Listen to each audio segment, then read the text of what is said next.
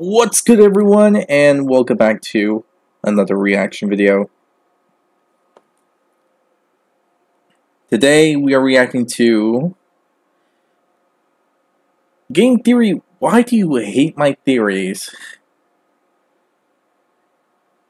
And it's mainly about FNAF. Oh boy, this is gonna be something, isn't it?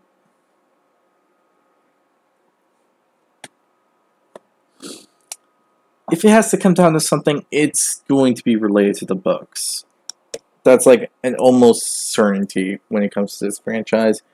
Either someone has something to say about someone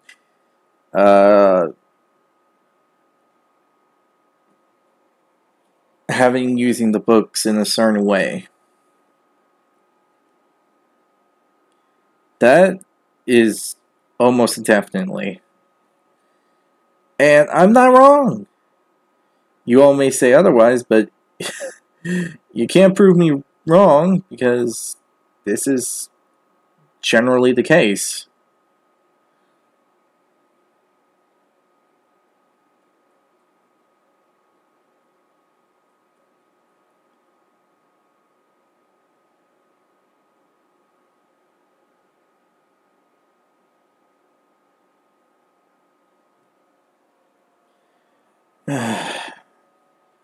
But what specifically about the books, I don't know.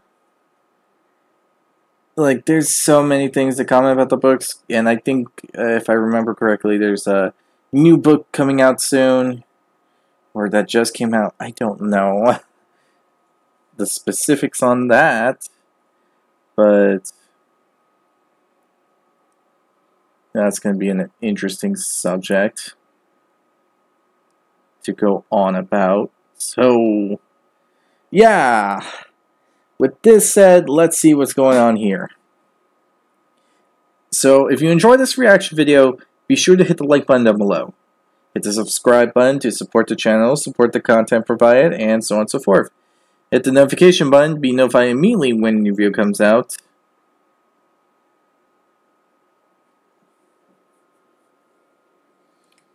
And as a reminder, the link to this video will be down in the description. So if you want to see this yourself, go ahead and look down there, and it's going to be there.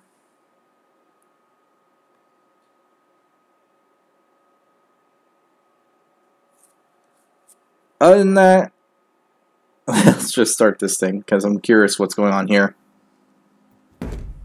And it's the bugs, definitely. Like I said. Game Theory, where today we're going to be doing what we do on a lot of these days, talking about FNAF, but a little mix-up today. We're doing it on the couch.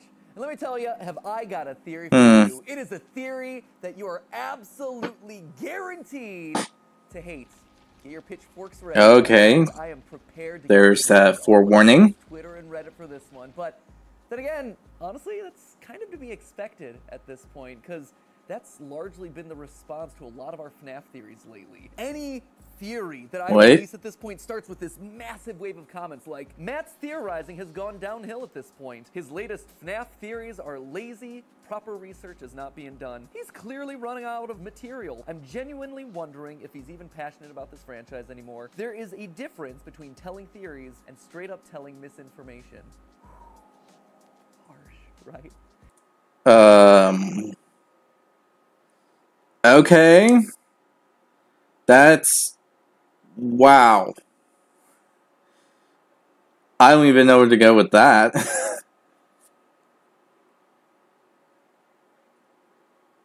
Everyone knows these are theories, right?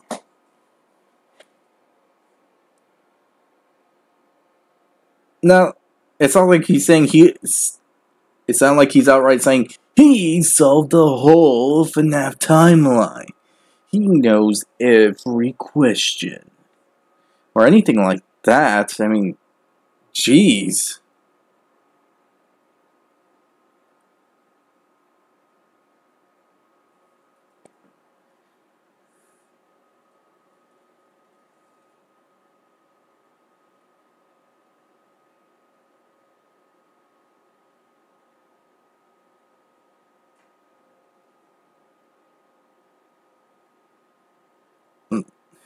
This is a freaking theory thing. That no one's gonna have the right answer. I mean, if someone had the right answer, I think everyone would know it by now.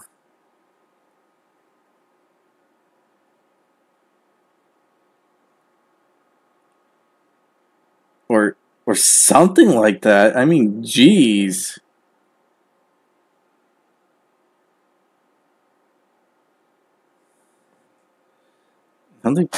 Why is everyone getting so serious about this? It's all a theory. It's just coming up with a prediction, seeing what fits. And with later information we get from the series, it will help decide if the theory is generally honest or not.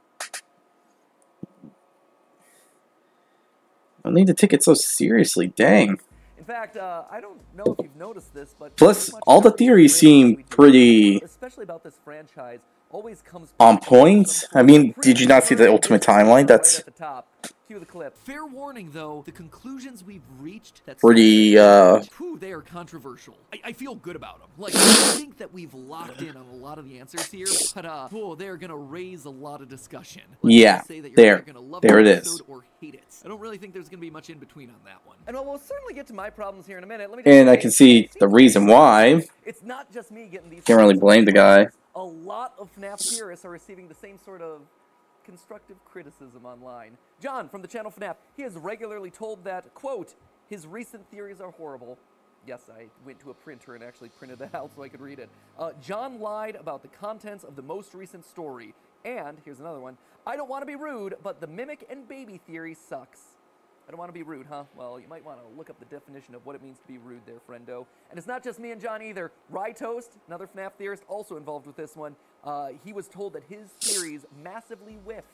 I mean, honestly, the list could go on and on here. The feedback is endless, but the TLDR of all of this is that I went down the line of FNAF theorists and I just kept seeing the same thing over and over again. It's not just my theories that are getting all this hate, it's all theories. And that's weird. So I figure that theory about that because I think I know why this is happening. And honestly, just like the FNAF lore, it's pretty darn complicated. But at this rate, if we don't actually stop to take the time and address it, I worry that it can harming this community. How bad is this complication? As a whole. First off, I think it's important that we set some context here. Every FNAF theory that we release at this point is met with the internet largely dismissing it as insane or jumping the animatronic Felix the Shark, such as Cassie dad is Bonnie bro. It is the dumbest thing I've ever heard, says one commenter. Great. I mean, I also said that Deadpool is Ernest Hemingway. I'd say that one was dumber, but sure, go for it. Maybe you missed that one. Daycare attendants' endoskeleton teeth match the mimic. This one right here says it is dumb, dumb, dumb, dumb, dumb. Agree to disagree on that one. I mean, oh, and this one here is a classic. I really didn't notice the teeth thing, so I think it's pretty valid. I mean, I never looked at the teeth of Moon and Sun, so why can't we just do that?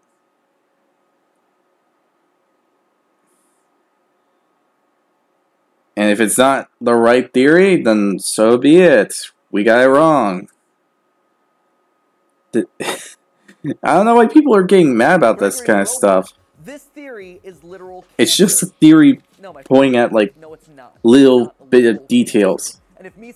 And the fact that we honestly are in a robot is that bad to you, go touch grass. Exactly. You get the point. There is a varying degree here of these sorts of concepts. In all honesty, there's many answers that could probably be the correct answer, and we're not just aware of it at this point. 2015, people were so mad. They hated it. Because honestly, I was dismissing 4 games of story and beloved characters with the whole, oh, it was all just a dream trope.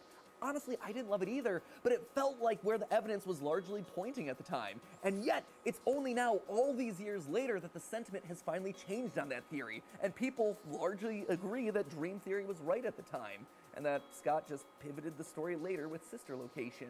Or, at least, it was right until then this new Tales of the Pizzaplex book is coming out, and apparently it rewrites FNAF 4 into some hallucinogenic gas creation. Thanks for that one, Scott. What do you want from me, Scott? I'm selling the books for you. Speaking of the books, he pretty much is at this point. With those books. I started using the books 7 years ago. I've been reading these things for 7 years. This is my literary contribution. 7 years of this book. I could be reading like War and Peace or Uncle Tom's. Oh no. Those are books that I would never pick up without reason. They're way too long. I would be at it for like, I don't know how long. And that's the thing that scares me. Or something, but no, I get to read Tales from the Pizzaplex 1 Lally's game. Great. This is how I enrich myself. To my knowledge, I was one of the first, if not the first person, to seriously use the books for overall theorizing. Let me tell you, people hated it at the time. They despised it. They're like, why would you do that? Why would you talk about the books?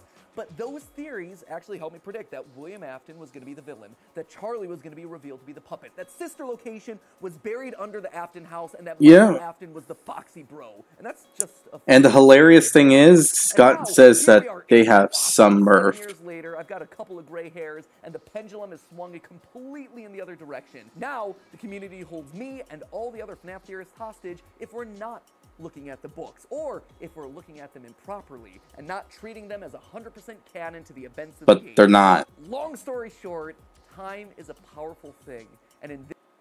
They're not. The books aren't fully canon. They have pieces and details that we gotta consider to understand the story, but they're not canon. They're just pieces of information that are just out there that we need to put together into the storyline with whatever we have. That's basically what's going on here. This franchise especially, it is super powerful, considering that Scott repeatedly has said that he uses both the games and books in the future to clarify the events of the past. Or, exactly. A shorthand way of saying that he uses those future things to just ultimately pick the direction that he wanted to go the entire time. The long and short of it is that sometimes the craziest theories in the moment become the correct theories a year, or 2 years, or even 5 years down the line as more details solidify around the story. For a great example of this, let's just take a look at everyone's favorite Gregory as a robot theory, where I propose that Gregory is indeed the robotic reincarnation of the crying child. When I look online, this is often the one that people point to as the point where MatPat fell off, where he literally lost the thread of the games. And I don't see why people say that. I mean, the hallowed pantheon of theories at first it weirdly made sense, and it was a loose thing, but I didn't really dismiss it. Luigi's girth. It's a girthy boy! And of course, the Lord above all, Sans' nest, the king that rules them all, right? And more often than not, that robot theory gets boiled down to this particular graphic right here. So much so that we actually started to meme on it ourselves. And you know, when it gets to us memeing something, it is definitely dead. We are so cringe that we make your dad's jokes look cool. But here's the thing. Gregory is a robot that spawned over 4 other theories and constitutes over 15,000 words. And so dismiss it as purely white kid in striped shirt go brrr.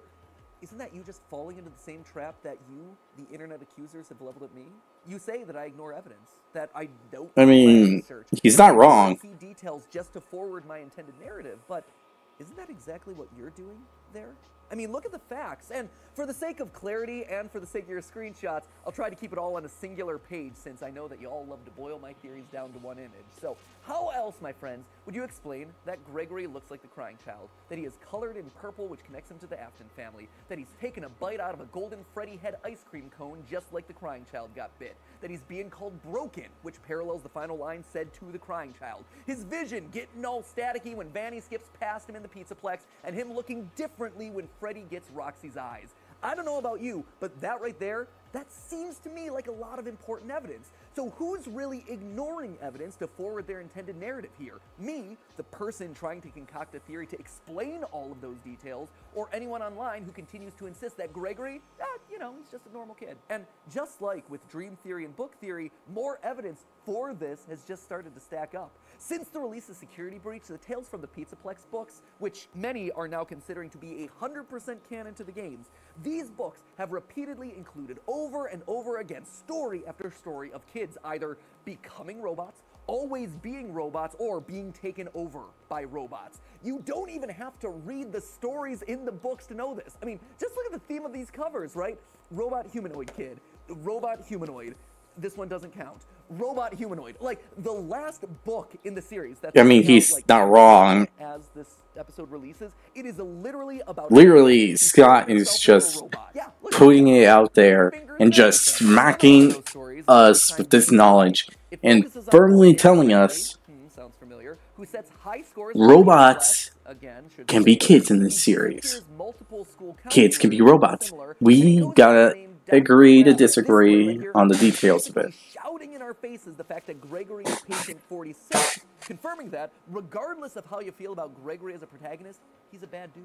He is killing people off, or at the very least, he's making them disappear to protect whatever secret he has. Something that, again, we predicted as part of that Robot Gregory Honestly, series, and something that people at the time... it's kind of ridiculous how people still say he's not a robot, with considering the fact that we have so much information saying he's a freaking robot. It doesn't ever explicitly say that Gregory is a robot. It does write him with some very oddly robotic characteristics. Quote from here, Greg returned the wave. He smiled. Then he cocked his head and studied Tony for several seconds. It's weird, right? It's written in a very specific way. It's an odd detail that signaled my theorist senses, and honestly, it feels to me like he's written like an AI, stopping to learn, study human behavior, to grow and operate. And that sort of AI connection actually returns when we go back to Security Breach. Here, I'd like to direct your attention to the wall code from the secret sister location room found near the end of that game. Very quickly, the FNAF community figured out that this chunk of wall code right there read as follows. Dodge, duck, flash, shoot, crawl, run, crush the vile band. Who is the only character to do all of those actions? It's Gregory. Yeah.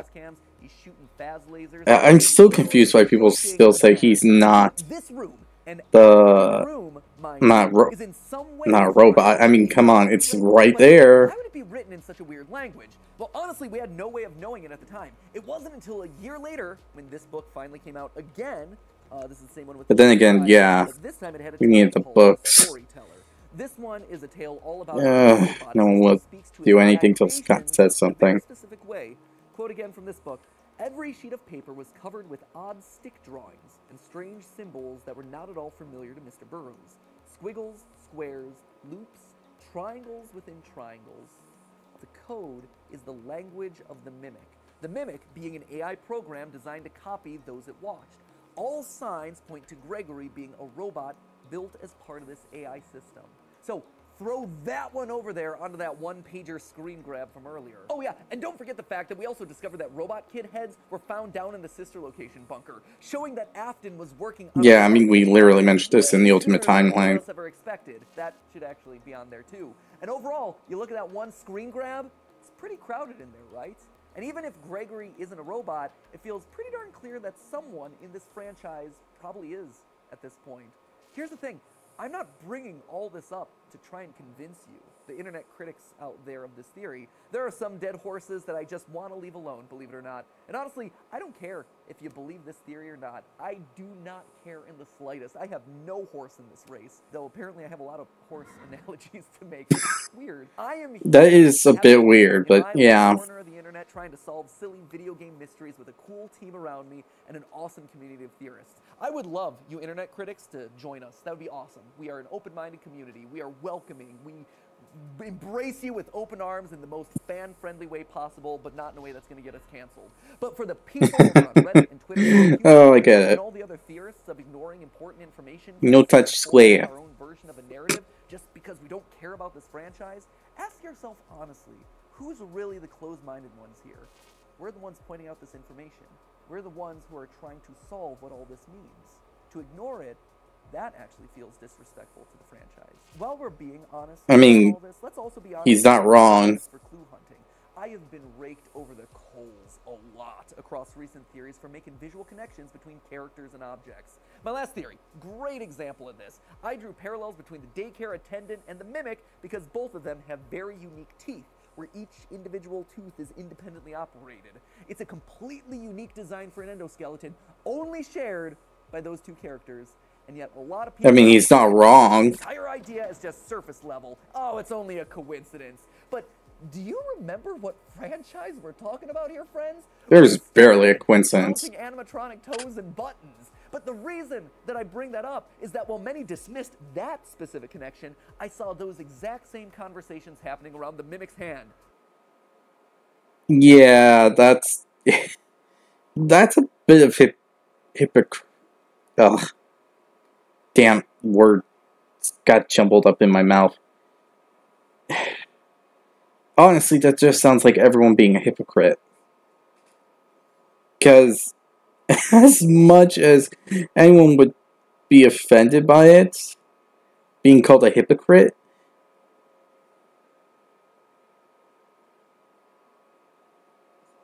they're being a hypocrite. They're literally going into a subject like this after dismissing the fact that teeth have no sense of value in this conversation. Honestly, people. With its clawed fingers.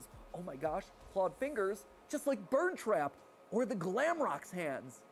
You do realize that you're doing the exact same thing that you were criticizing me for, right? I mean, if you're allowed to compare sharp, pointy hands, then I can compare independently moving teeth, right? In the end, well, things have certainly He's not wrong. in the theorizing space, and we have higher standards for our It's evidence, freaking hypocritical just to say evidence to support any of our conclusions. Simple observations like fingers or that. They're easy ones to build off of. They're easy ones to start exploring. And hey, where they lead to can be some really awesome, cool directions. We as humans are pre-programmed to seek closure in whatever we're doing.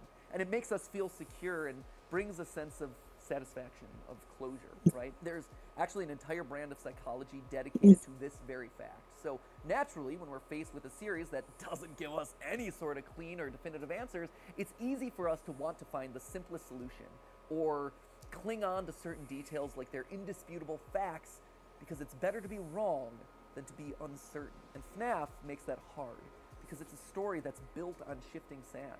It went from souls possessing animatronics to liquid soul metal to digital consciousness and then to goo that literally tries to steal your identity. I'm still confused on that one. Honestly, it's also what makes the franchise so How did they even get to that subject? Pieces and extrapolating possible answers. But that extrapolation, honestly, I think is where we're rubbing people the wrong way. A few weeks ago, I asked a bunch of you online to take the Myers-Briggs personality test. Now, this is a really fun assessment that breaks you down into one of 16 different personality types based on letters. Are you an E, an extrovert who likes just being out with people? Or are you an I, introvert, who likes your quiet alone time? Are you that's me. A for judging, or are you a go with the flow for perceiving P? Do you prefer a bit of that? And thinking T, or do you that like too. Your gut and your feelings F? But yeah, at times. I actually wanted to focus on but it's very rare. S and N. Now, these two letters focus on how you process information. The S stands for sensing. This means that you take the information from the world around you and you take it at face value. You use your 5 senses to determine what is real and factual. It often means that you look at the world in a very literal way. N, on the other hand, stands for intuition. Not the cleanest of lettering systems. Anyway, if you I only rely on that interpret information in when it's abstract ways, rather than just when I have only a really good feeling about something. You take that information and then you go a couple steps further. You make but even then, I don't really fully rely on it. Beyond just your 5 senses. So, how does this relate to theorizing? Well, the vast majority of this channel's subscribers are N's. They're taking information not at face value, but building more abstract connections to find solutions. In fact, almost everyone who works at Team Theorist here is an N purely by coincidence. It's not like you can actively screen for something like that. It just works out this way because the way we do things here requires a certain mindset. A mindset that only about 25% of the population is innately comfortable with. Is Mario a villain?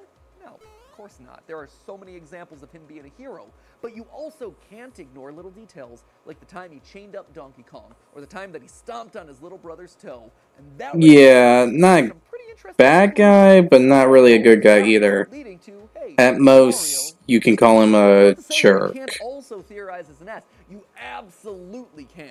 In fact, Our creative director Tom and FNAF theorist John were both in town a couple months ago, and they showcased this exact difference in mindset. They probably best showed it with how to interpret Michael's ending monologue from Sister Location. Tom's an N, John is an S. John used the literal words being said to inform his interpretation, while Tom was more focused on how the words were said to imply meaning. Fun fact, by the way, after we shot this video, we got into contact with John, and we asked him to take this test again. And since he first visited, his Myers-Briggs has actually shifted to more of an N type. Remember, the Myers-Briggs test isn't just black and white, it's a spectrum. John was originally 59% S, but now that's shrunk down to 32%. That doesn't mean that he now has no more S tendencies, it's just that his exposure to the wonderful world of FNAF theorizing has led him to look at things differently, to link the obscure, to make connections from small details, and to imply meaning through more abstract ways rather than the literal ways that these details a couple years ago. And that right there, that is the fundamental difference that's happening in the fan base right now. I think a lot of the newer fans of the franchise are S's. And when you look at our survey results, you can actually see this playing out, with almost 25% of S's joining during either the FNAF VR, AR, or Security Breach era. Compare that to N's, where only 18% joined during that era. And so when evidence needs to be interpreted with an N mentality, it's making them uncomfortable, or even outright mad. Take for instance this clip from our most recent episode. But secondly, and more importantly, Cassie actually knows the truth about what happened to Glamrock Bonnie. She knows that it was Monty Gator who eliminated him from the picture. A lot of I still don't know for sure if that's Monty that did it. It says, quote, "Dad wouldn't tell me why they replaced Bonnie." In fact, this was one of those moments where people outright accused me of lying about the evidence, saying that I was ignoring the text that I was literally showing on the screen. That would be really dumb of me if that was what I was doing, but let's actually take honestly, the line honestly sounded like something else after thinking about it, but then we got into this.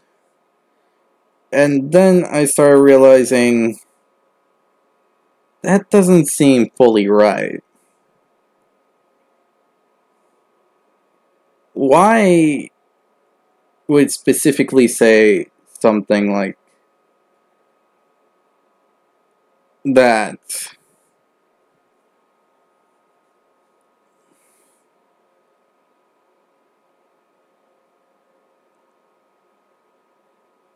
Because it's not saying she doesn't know something. It's more in the lines that she just doesn't know why they replaced him. And I think I'm starting to get the picture here to a degree. Because put in this situation. We're being told and shown that Bonnie has been in Bonnie's bowling this whole time. His literal animatronic corpse is there. His body was placed there. Anyone who actually works there can just find the body with no problem. And that's the issue. They could just fix him up easily, replace his parts, get him back up and running again. But the thing is, they didn't. And that's the thing that just makes the gears shift. Dad wouldn't tell me why they replaced Bonnie. Typically speaking, someone that's an S would look at that line and take it literally. Her dad wouldn't tell her what happened, therefore, she doesn't know what happened. However, as an N, I'm not just taking those words at face value, nor was I willfully ignoring them. I was just interpreting them differently. Her dad wouldn't tell her what happened. That doesn't necessarily mean she doesn't know what happened. Your parents can tell you how to cook a meal, but that doesn't mean that you don't have ways of finding out how to cook. True. Applies to this other line. I mean, that's how I found out how to bake. Monty AR plushie. But again, So it's hard to look at. Well, S's would read that and interpret it that maybe it's bright, it's shiny, it is because it's an AR object, so maybe that's why. But N's would read that line and probably read it differently. Nothing else Cassie says about the other AR objects in the game imply that they're difficult to look at least from a physical perspective. So what makes the Monty AR thing so different? Well, maybe because it's not physically difficult to look at, but emotionally difficult to look at. It's hard to look at because she knows the truth about what Monty did to Glamrock Bonnie. But here's the big one, and this is the one that honestly has divided the fan base for the better part of the last year. It is this line used to market the new Tales from the Pizzaplex books. Quote, a collection of new Five Nights at Freddy's short stories set in the world of the newest game. This one line has been used time and time again to say that these Tales from the Pizzaplex books, they are 100% canon, one for one with the game's stories. That right there, that is a very S interpretation, a literal interpretation of what's being said. But there's also the N interpretation of that line. You can be set in a world without it being the same world.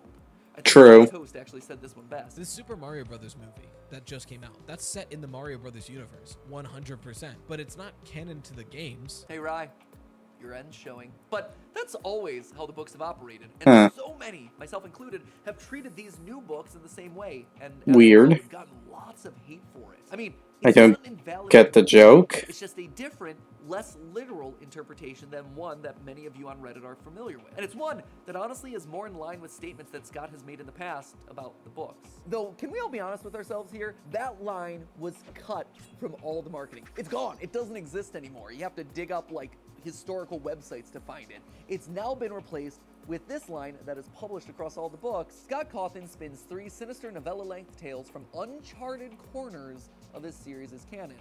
And again, that right there, that is even more vague and non-specific, because look, we're talking about areas that are uncharted, never explored before, which honestly, even if you're choosing to read that line with a literal interpretation, feels like it's even more support for them not being 100% canon with the games, since we have charted a lot of the topics that you see in some of these stories, like the Gregory story. Great example. We know how he acts in the game. It is slightly different than how he acts in the books. It's not one for one. It cannot be literal.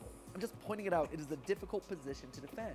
And all of that is without me even pointing out the differences between the books and the games, like the fact that there isn't a giant baobab tree in the middle of the Pizzaplex, the fact that the Pizzaplex is not shaped like a giant pizza slice in the game, as it is in the book, the fact that there isn't a giant VR AR dome that's turning people into Fazgoo, and that there's if that was the case, we would have been dead multiple times already. Some of the differences that pop to the top of my head. I have seen people online picking and choosing certain stories to be canon and certain stories to not be canon.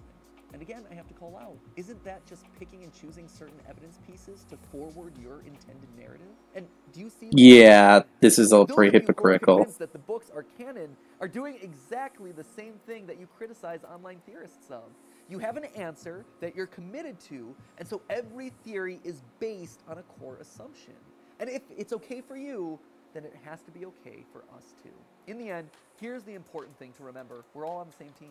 We're all working towards the same goal. We are trying to solve this franchise together as completely as possible using the most satisfying evidence-based answers we can, because we all love this franchise. We all love a good mystery, and we all want the answers. And the way that we get to those answers is by being open to all ideas. All ideas, no matter where or what personality type they're coming from. And even when we do get things right, it's okay, and it's also important to occasionally revisit those answers. Because guess what? This franchise changes. It evolves. It adds more lore in places that you least expect. So, don't we all know it? Don't be quick to write them off.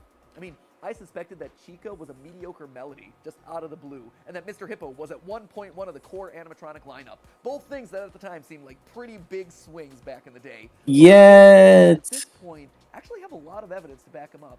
So sometimes those big theories actually yield some pretty big rewards. There's the twist. Remember, it's easy to point at someone else's ideas and find the holes, but it's actually a lot harder to then offer up your own solutions.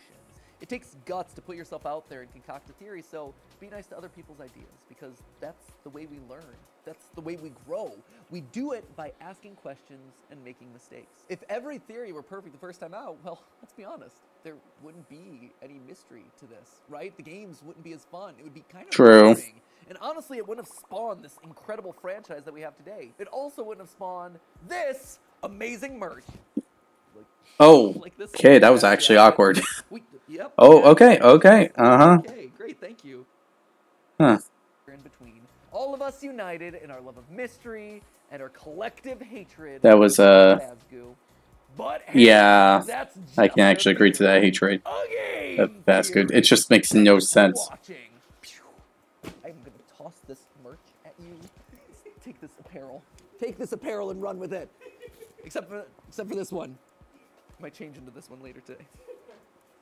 I like this shirt. It's like Hidden Mickeys. It is. It's great. Right? Hidden Mickeys. Oh, this confetti shirt. This is merch too. I forgot. No! And my jacket isn't FNAF merch, but it's purple. It's confetti, like Chica. Chica. Woo! Party! Okay, that last bit was a bit cringy, but I won't judge. After that whole seriousness, I can admit that it was probably necessary to, you know,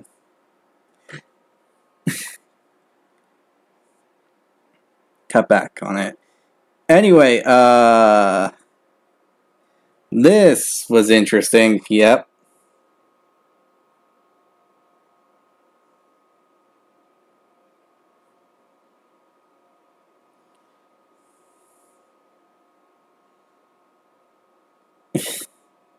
I don't even know what to go on about this. Because in all honesty, this is by far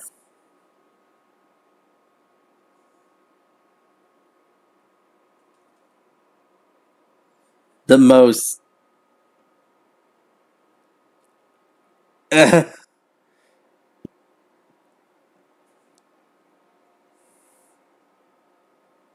it's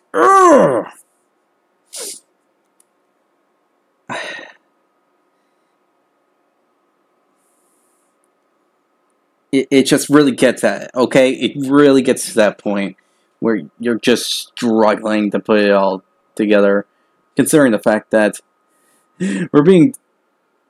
people are really at the point of just criticizing everyone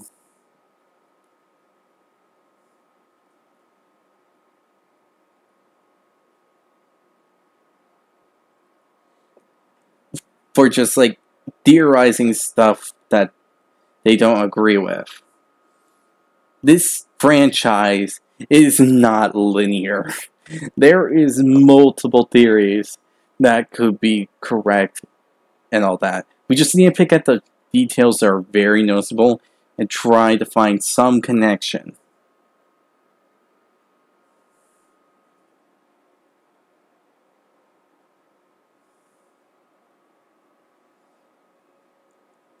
That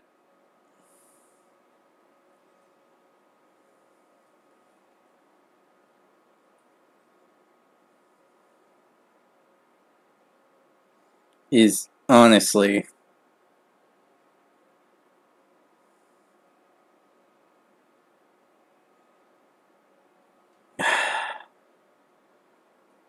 it's so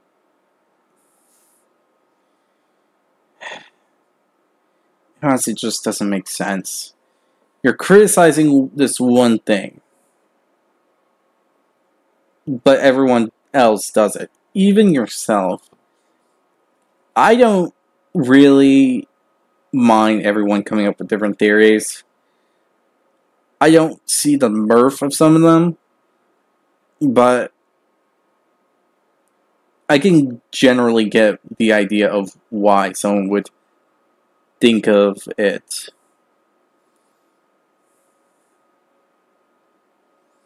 And I can't disagree, because with that evidence that is brought up, I can see the reason why. And I won't disagree with someone that just, you know, it would just be hypocritical. We should just accept each other on having certain ideas that we may or may agree on, because that's basically how we can solve this franchise overall. It's not something big and it's not something small. It's basically us coming together and trying to solve it together as a community, because it's big, wide, and it's spread out like frickin' everywhere. To the point that just ignoring the details is just not going to help anyone. And it will just be more confusing down the line. And we can't really ignore these details that keeps being slapped in our face, because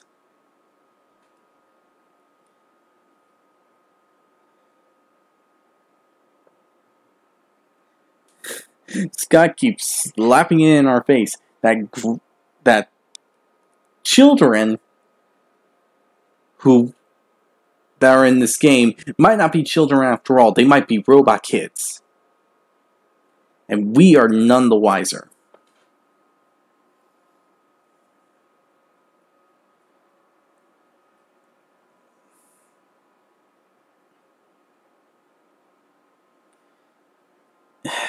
It's asinine. Anyway, hope you all enjoyed this video. If you did, hit the like button down below. Hit the subscribe button to support the channel, support the content provided, and so on and so forth. Hit the notification button to be notified immediately when the video comes out.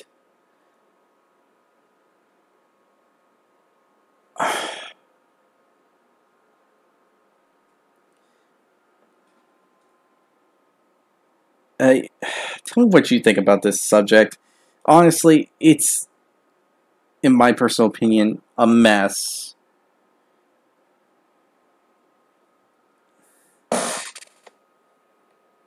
Because people are arguing about everything and trying to be proven that they're right, that their reasoning is correct, and so on and so forth. And we're not really paying attention to that, so yeah, with all this said, I hope you all enjoy, and I'll see you all next time. Bye!